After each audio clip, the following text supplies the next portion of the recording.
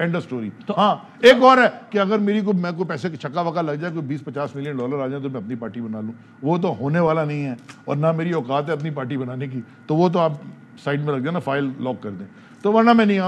मैं तो एडवाइस कर रहा हूँ सबको, इस मुल्क को हीलिंग हैंड की जरूरत है। अगर आप किसी हीलिंग हैंड रख लें, टेम्परेचर्स को कम करें, आपस में बात करें, शर्तें मत लगाएं कि इस पे बात करें, इस पे बात करें। सवाल को और सिंपलीफाई करते हैं। देखें, उस वक्त आप किसी के कहने पे मजबूरन, बहुत मजबूरन, बिल्कुल ठीक है, और इसको मॉक नहीं करना चाहिए, आई एग्री, किसी के कहने पे आपको पीटीआई छोड़ी ना आपने, या छोड़नी पड़ी, ऐसे है ना, ये तो ठीक है ना। तो पीटीआई वाला अगर ये पूछे कि यार tell us one reason to believe कि आप दोबारा ये काम किसी के कहने पे नहीं कर रहे, जिसने कल कुछ किसी के कहने पे किया था, क्या पता वो आदमी उसी के कहने पे कर रहा हो। ये तो बड़ा मासूमाना सवाल है ना। सर मैं मासूमाना जवाब दे देता हूँ ना आपके तीसरे मासूमाना सवाल का।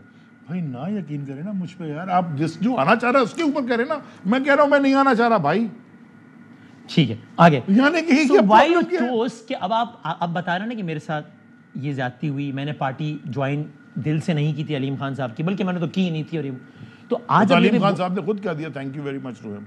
उन्होंने क्या कहा? आपके शो में ही कहा था बैठ के, आप ही इंटरव्यू कर रहे थे। उन्होंने कहा उस दिन के बाद तो वाइन उनसे मेरा कोई ताल्लुक नहीं है, ना वो किसी मीटिंग, ना कोई अली जैदी साहब को तो मुझे पता। अगली बात एक और भी की थी उन्होंने कहा अगर अली जैदी किसी को ये यकीन दहानी कराकर हमारी पार्टी में आए हैं कि मुझे छोड़ दो, जेल ना भेजो, छोड़ दो, अली जैदी जाने और वो जाने, बिल्कुल ठीक है। तो उन्होंने आपको बाद में कहा नहीं? ये मुझे अलीम खान ने कहा ना, अलीम खान से पूछे ना, जिन्होंने आपको अलीम खान साहब के भेजा, तो उन्होंने बाद में कहा नहीं कि जा क्यों नहीं रहे हो? भाई मैं तो मैंने उनसे कह दिया मैं सियासत नहीं करना चाहता, तो सियासत में तो इलेक्शन सियासत का हिस्सा है ना, मैं लड़ा।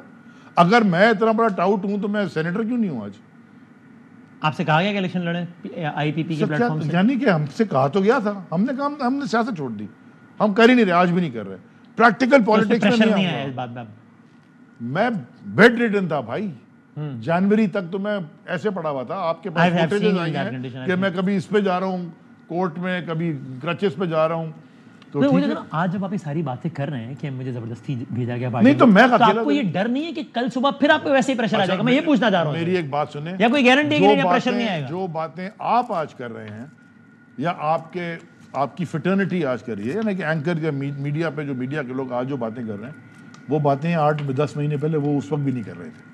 लेकिन हम तो किसी के कहने में कुछ नहीं कहते। नहीं, कहने और आने की बात नहीं है, उस वक्त माहौल कुछ और था यार। अब जरा माहौल इजी हो गया। मेरे ख्याल में माहौल थोड़ा बेहतर है, वो उधर भी सुनने की सकत आई है, इधर भी शायद सुनने की सकत आई है, थोड़ा बैठ के बात करें। माहौल अच्छा हो गया है, अच्छा हुआ मेरे ख्याल में। अच्छा अभी क्या, अच्छा खौफ है कि हमें उठा के बंद कर दें?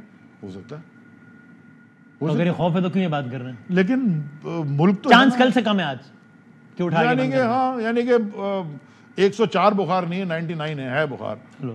तो ये अब आपने फिर मासूमाना बात में पीटीआई के लोगों को एक फुल टॉस बना के नहीं दी को छक्का मारे। वो ये कहते हैं कि हम तो बोल ही रहे हैं कि चूंकि आज माहौल अच्छा हुआ है तो अब जो शिप कूद गए थे वो दोबारा आ रहे हैं। अरे भैया जो छुप गए थे, खुद कह रहे हैं ना माहौल 104 से 99 पे आ गया। हम तो भाग गए थे ना, हम भागे कैसे? पकड़े गए तो हम भगोड़े हो गए, हमने पार्टी छोड़ दी। जो छुप गए थे वो भी तो बाहर आ रहे हैं, उनके लिए भी तो माहौल अच्छा है, तो क्या वो छुपे हैं? मैं तो कुछ नहीं कह रहा यार। I am saying more power to you. अगर आप छुप गए और नहीं पकड़े गए, जबरदस्त। और आपने डील कर ली, मुल्क से बाहर चले गए, आज आप ईसीएल पे नहीं है, जबरदस्त। हम तो अभी भी ईसीएल पे हैं, हम अभी भी भुगत रहे। हमारे लिए तो अच्छा वक्त कोई नहीं है, हम अभी भी एटीसी केस भुगत रहे। अभी हम लाहौर क्या करने गए थे, 1.5 लाख रुपए खर्च हो गया, कौन भर रहा है? सिर्फ पेशी करने साइबर क्राइम पे, बेल एक्सटेंड करके फिर आ गए। So we are still suffering. आप और फवाद साहब और इमरान इस्माइल साहब राब्ते में हैं? मैं सबसे राब्ते में हूँ, पार्टी के अंदर जो लोग बहुत सारे बैठे उनसे भी राब्ते में हूँ। Okay, so if I'm an outsider, if I'm an analyst, please explain me कि ये क्या हुआ? क्या मैं अली अमीन से राब्ते में हूँ, गंडापुर से? बिल्कुल मेरा भाई है वो। क्या मैं शहरियार आफरी से राब्ते में हूँ? क्यों नहीं, महीने में एक आध दफ़ा बात होती है। क्या मैं अली मोहम्मद खान से? बिल्कुल। क्या मैं शंदाना से? बिल्कुल। क्या मेरी असद कैसर से बात नहीं हुई? बिल्कुल भी। यार हमारा 25 साल साथ गुजरा है, 20 साल साथ गुजरा है, 15 साल बाजू कैबिनेट में बैठे हैं, डिसएग्री किया, एग्री किया, खाना साथ खाया, रात एक साथ बैठे रहे। यानी कि इसका मतलब क्या, अगर आप वसीम अदामी ARY छोड़ दे तो सलमान इकबाल को फ़ोन नहीं करेगा क्या? नहीं, मैंने छोड़ा भी था तो मेरे बहुत अच्छे ताल्लुकात थे। नहीं तो फिर आप ना करें ना। अच्छा तो आपका ये डिस्क्लेमर है कि भाई मेरे बयानात को फवाद चौधरी के बयानात के तनाजुर में ना देखा जाए। वो अलग अपना जो भी चाह रहा है वो अलग खेल रहा है। मैं ये कह रहा हूं, वो तो स्ट्रेट फायर भी मार रहे हैं ना कुछ लोग, और कुछ को हवाई मार रहे हैं। मैं ये समझाना चाहता हूं मेरी अपनी पुरानी जमात के दोस्तों को, हाँ, कि ये सियासत जो है ना, ये गेम ऑफ एडिशंस होती है, ये गेम ऑफ सब्ट्रैक्शन नहीं होती। आप लोगों को ऐड करते हैं। आज आप मोहम्मद जुबैर को पार्टी में लेने के लिए खड़े हुए हैं, नहीं रऊफ साहब ने कहा आना चाहते हैं लेकिन नहीं, वो रऊफ साहब ने तो ये भी कहा कि वो अलवी साहब उनको लाना चाह रहे हैं, एक शो में ये भी कह चुके हैं। अच्छा। तो लेने के लिए तैयार हैं।